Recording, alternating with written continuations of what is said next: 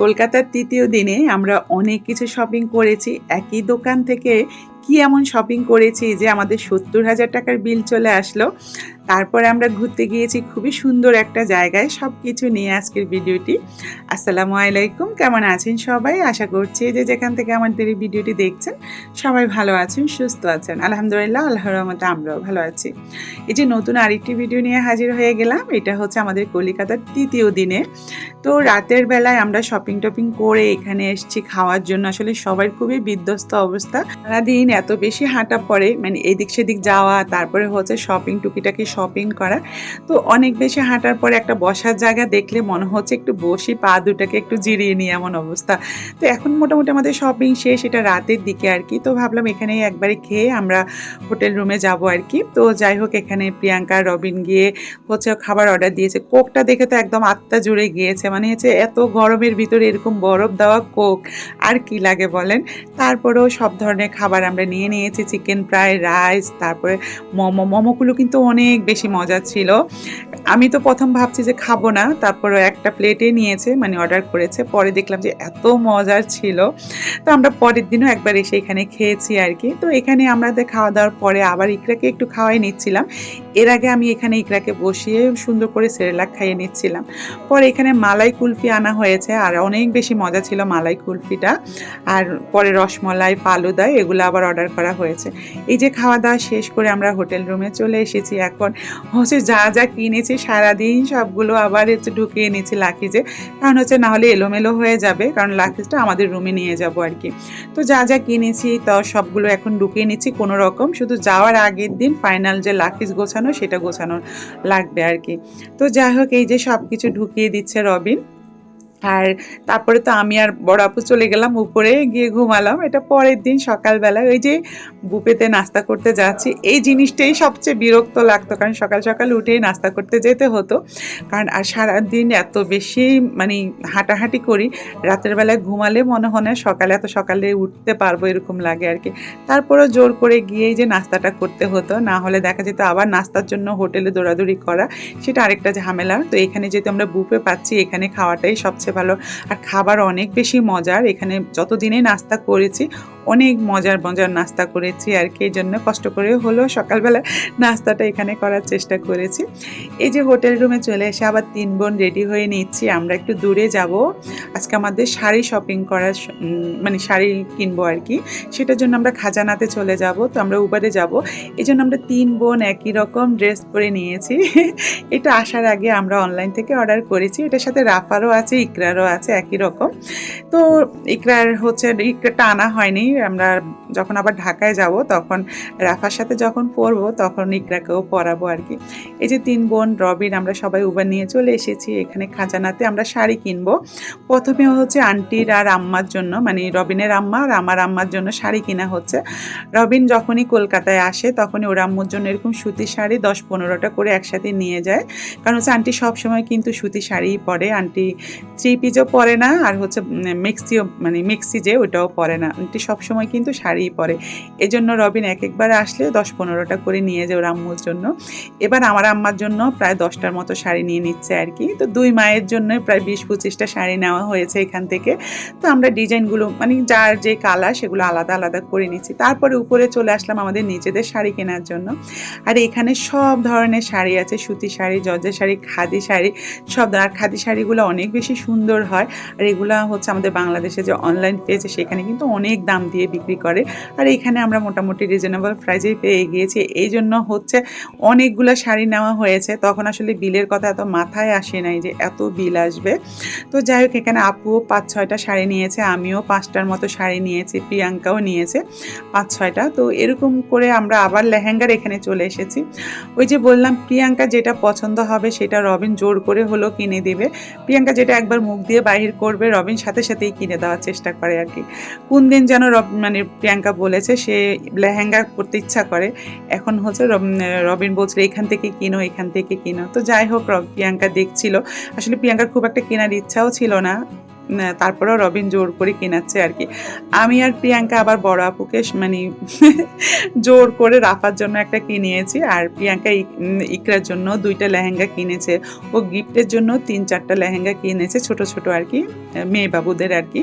তো যাই হোক, এখান থেকে আমরা সব শপিং করে তারপরে হচ্ছে ইকরাকে বসে বসে এখানে খাইয়ে দিয়েছি আমি আবার, কারণ এখানে এরকম একটা সুযোগ পেলে আমি ইকরাকে সুন্দর করে খাইয়ে দিই। তো ইকরা আর কান্নাকাটি করে না, আসলে বাচ্চাদের পেট ভরা থাকলে অত বেশি জ্বালায় না। তো এখানে বসে বসে আমি খাওয়াচ্ছিলাম ইকরাকে। আর এই যে বিল দিতে এসে দেখি যে আমাদের প্রায় 70,000 টাকার মতো বিল চলে এসেছে আমাদের 3 জনের আর কি। সবচেয়ে বেশি হচ্ছে রবিনেরই, মানে প্রিয়াঙ্কাদেরই, কারণ হচ্ছে ওরা হচ্ছে 20-25টা সুতি শাড়ি নিয়েছে, লেহেঙ্গা, প্রিয়াঙ্কার হচ্ছে আবার 5টা শাড়ি, সব কিছু মিলে ওদেরই প্রায় অনেক টাকা। আমার আর আপুর মিলিয়ে, মানে আমাদের 3 জনের মিলে প্রায় 70,000 টাকার বিল চলে এসেছে।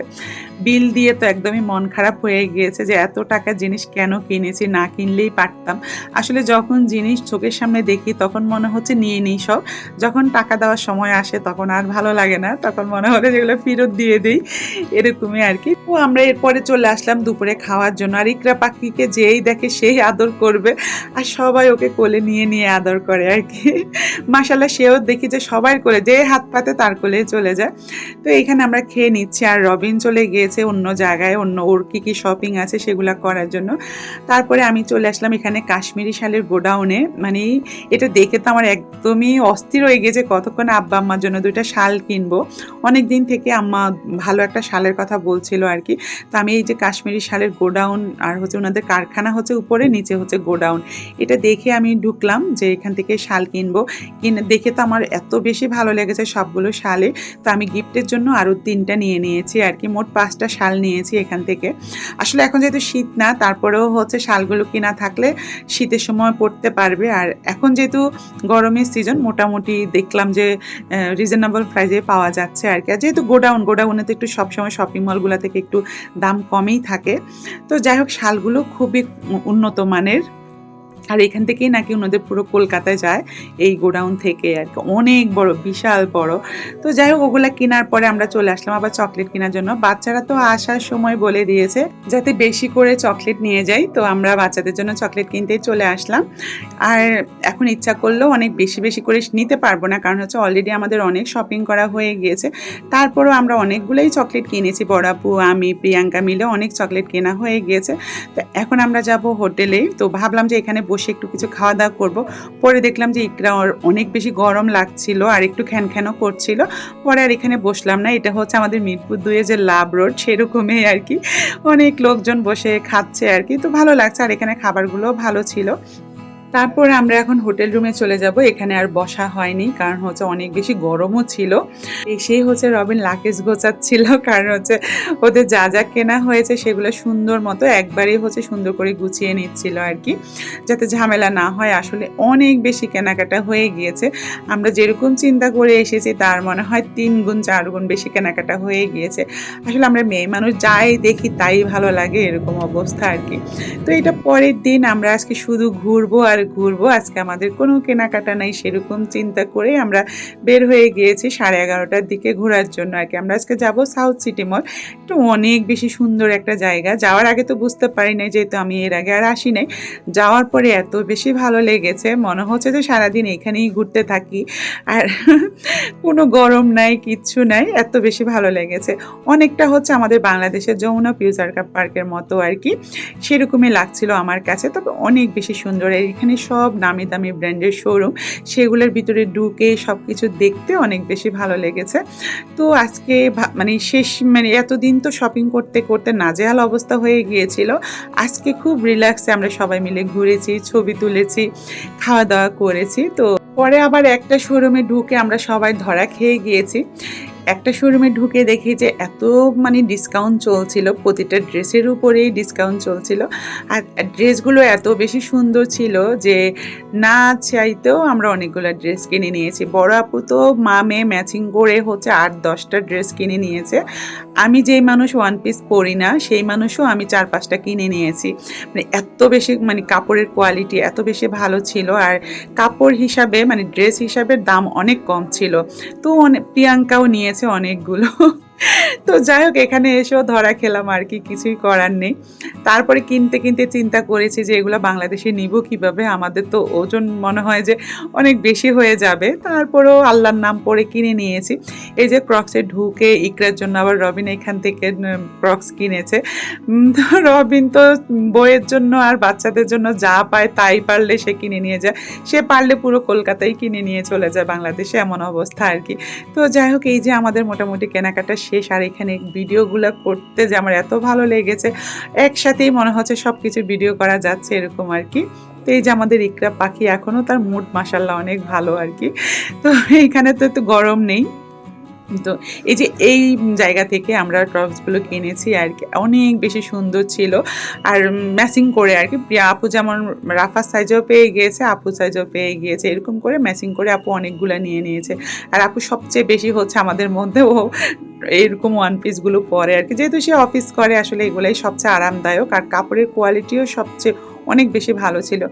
যেহেতু এখানে ডিসকাউন্ট দিয়েছিল এই ২ দিন, আজকে আর কালকে, তো এখানে অনেক বেশি ভিড় ছিল। আমরা কাউন্টারে অনেক দেরিও হয়ে গিয়েছে। তো যাই হোক এখানে কিনে ভালো লেগেছে আর কি। আছে না যে কেনার পরে যে একটা শান্তি, শান্তি লাগছে আর কি, যে অনেক মানে রিজনেবল প্রাইসে আমরা অনেকগুলো ড্রেস পেয়ে গিয়েছি।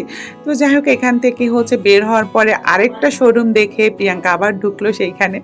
তো যাই হোক আসলে জামা কাপড় দেখলে আসলে লোভ সামলানো যায় না, মনে হয় যে একটু ঘুরে দেখে আসি।